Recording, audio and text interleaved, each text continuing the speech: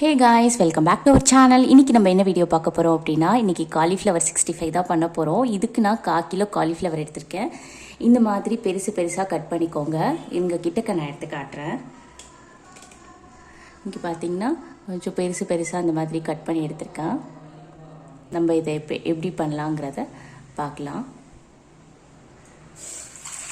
இப்போ நான் ஒரு சொம்பு தண்ணி ஊற்றிருக்கேன். இது கூட நம்ம இப்போ என்ன ஆட் பண்ண போகிறோன்னா, உப்பு கொஞ்சம், மஞ்சத்தூள் கொஞ்சம்,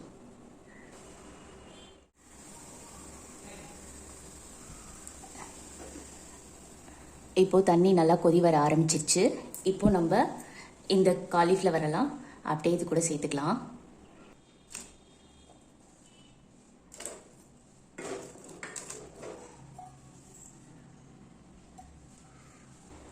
இப்போ அப்படியே லைட்டாக எல்லாத்தையும் உள்ளார தண்ணியில் இதாக்குற மாதிரி இது பண்ணி விட்டுருங்க. இப்போ நம்ம அப்படியே ஆஃப் பண்ணி வச்சிடலாம். ஒரு 5 மினிட்ஸ் அப்படியே இருக்கட்டும். அதுக்கப்புறம் நம்ம தண்ணியிலேருந்து வெளியில் எடுத்துக்கலாம்.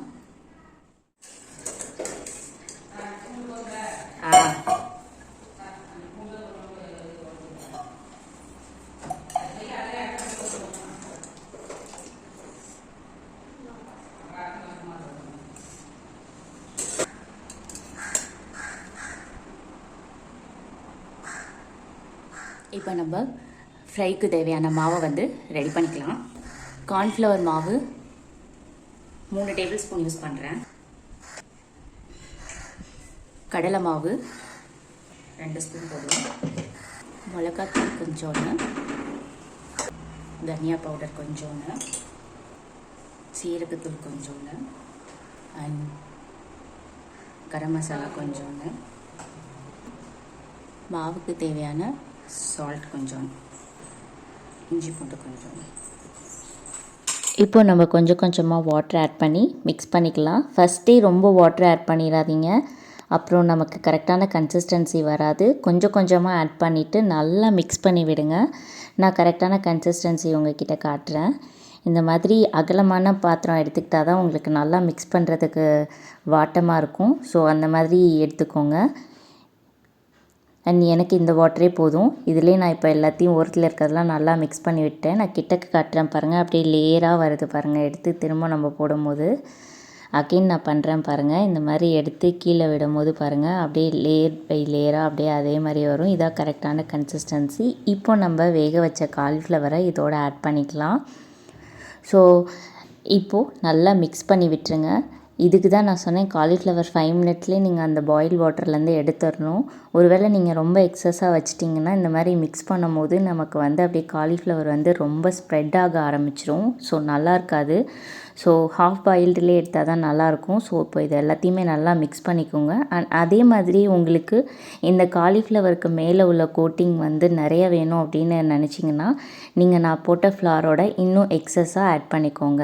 எனக்கு இந்த கோட்டிங் ஓகே, நான் இதோட அப்படியே எடுத்துக்கிறேன். இப்போ ரெடி ஆயிடுச்சு. நம்ம இப்போ அப்படியே ஃப்ரை பண்ணி எடுத்துக்கலாம். ஆல்ரெடி நான் ஆயில் வந்து அடுப்பில் வச்சுட்டேன். இதில் அப்படியே லோ ஃப்ளேமில் வச்சுட்டு எல்லாத்தையுமே இந்த மாதிரி உதிரி உதிரியாக போட்டுருங்க. போட்டோன்னே எதுவுமே பண்ணாதீங்க, அப்படியே ஒரு 3 மினிட்ஸ் விட்டுருங்க. அதே மாதிரி ரொம்ப லோ ஃப்ளேம்லேயும் வைக்கக்கூடாது, ரொம்ப ஹை ஃப்ளேம்லேயும் வைக்கக்கூடாது, மீடியம் ஃப்ளேமில் தான் வைக்கணும். ஒரு 2 to 3 மினிட்ஸ் கழித்து என்ன பண்ணுங்கள், இந்த மாதிரி கரண்டியை வச்சு மிக்ஸ் பண்ணுங்கள். இப்போ பார்த்திங்கன்னா ஆயிலில் உங்களுக்கு எந்த ஒரு அந்த மாவு வந்து ஸ்ப்ரெட் ஆகிருக்காது. சில இதில் பார்த்திங்கன்னா அப்படியே மாவு தனியாக வரும், காலிஃப்ளவர் தனியாக போகும். ஸோ நம்ம வந்து கரெக்டாக பண்ணியிருக்கனால தான் எதுவுமே ஆயிலில் இல்லை, எல்லாமே அந்த காலிஃப்ளவரோடு தான் இருக்குது. உங்களுக்கு பார்த்தாலே தெரியும்.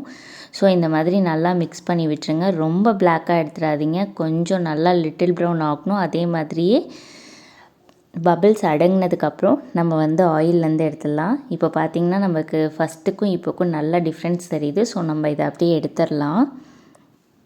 இப்போ நம்ம இதை அப்படியே ஒரு பிளேட்டில் ட்ரான்ஸ்ஃபர் பண்ணிடலாம்.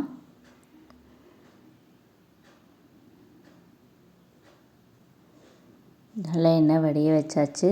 இதை அப்படியே ஒரு டிஷ்யூ பேப்பரில் எடுத்து வச்சுக்கிறேன். இப்போ மீதி உள்ளதையும் நம்ம அப்படியே போட்டு எடுத்துக்கலாம். அகெயின் சொல்கிறேன், இந்த மாதிரி எண்ணெய் நல்லா காஞ்சதுக்கப்புறம் இந்த மாதிரி உதிரி உதிரியாக போட்டுருங்க. லோ ஃப்ளேமில் தான் இருக்குது, என் ஃப்ளேமை பார்த்துக்கோங்க. நம்ம ஆயிலில் போடும் போது லோ ஃப்ளேமில் இருக்கணும், அதுக்கப்புறம் மீடியம் ஃப்ளேமுக்கு மாற்றிடுங்க. அதே மாதிரி ஆயிலில் போட்டோன்னையுமே மிக்ஸ் பண்ணிடாதீங்க, அப்படியே விட்டுருங்க. ஒரு 2 to 3 minutes அப்படியே அதுவாகவே பாயில் ஆகி கொஞ்சம் ஒரு மாதிரி டிஃப்ரென்ஸ் தெரியும். அப்போ நீங்கள் கரண்டியை வச்சு இந்த மாதிரி எல்லாத்தையும் மிக்ஸ் பண்ணி விடுங்க. உங்களுக்கு இப்போவும் சொல்கிறேன், ஆயிலில் வந்து ரெண்டுமே பிரிஞ்சு வராமல் வந்திருக்கு. ஸோ நீங்கள் கரெக்டாக பண்ணால் மட்டும்தான் இந்த மாதிரி வரும். ஸோ கரெக்டாக பார்த்து பண்ணுங்கள்.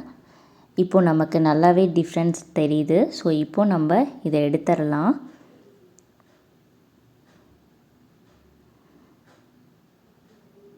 எடுத்து நான் அப்படியே ஒரு பிளேட்டில் வச்சிடுறேன். இப்போ பாருங்கள், என்னோடய எண்ணெயில் அந்த அளவுக்கு எதுவுமே தெரியல. உங்களுக்கு பார்த்தாலே தெரியும். இதுக்கு தான் சொல்கிறேன், அப்போ தான் நமக்கு கடையில் உள்ள மாதிரி கிடைக்கும். ஸோ இப்போது நான் கடைசியாக இது கூட மிளகுத்தூள் ஆட் பண்ணுறேன். அண்ட் சூடாக இருக்கும் போதே நம்ம போட்டால் தான் அப்படியே இதோட நல்லா மர்ஜ் ஆகும். ஸோ அதனால் இந்த மாதிரி போட்டிருக்கேன். அண்ட் தென் கறி லீவ்ஸ் கொஞ்சம் இந்த மாதிரி பொரித்து இது கூட ஆட் பண்ணிக்கிறேன். இது வந்து ஆப்ஷனல் தான். அண்ட் ஃபைனலாக நமக்கு காலிஃப்ளவர் 65 ரெடி ஆயிடுச்சு. அண்ட் உங்கள் வீட்டில் உள்ள கிட்ஸ் அண்ட் பெரியவங்களுக்கு பண்ணி கொடுங்க. அவங்க கண்டிப்பாக இதை சாப்பிட்டு ரெஸ்டாரண்ட் ஸ்டைலில் இருக்குன்னு சொல்லுவாங்க. இப்போ பாருங்கள், நான் இதை எடுத்திருக்கேன். இதை அப்படியே நம்ம எடுத்து பார்த்தா அப்படியே சாஃப்டாக வரும். இதுதான் கரெக்டான கன்சிஸ்டன்சி. அண்ட் உங்களுக்கு இந்த வீடியோ பிடிச்சிருந்தா மறக்காமல் எங்கள் சேனலுக்கு சப்ஸ்கிரைப் பண்ணுங்கள், லைக் பண்ணுங்கள், ஷேர் பண்ணுங்கள், கமெண்ட் பண்ணுங்கள். அண்ட் பாய்.